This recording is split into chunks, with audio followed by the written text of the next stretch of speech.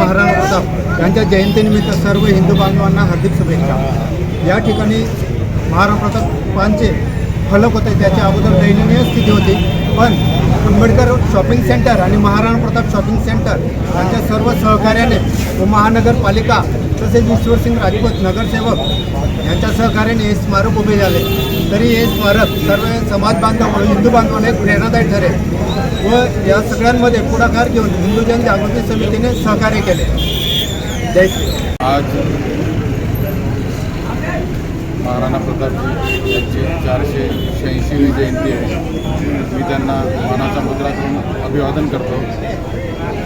स्थानिक shopping centre व समाजबंधू शेतकऱ्यांनी येथे जे स्मारक बनवलेले आहे ते एक महाराष्ट्र वीरतेचं प्रतीक।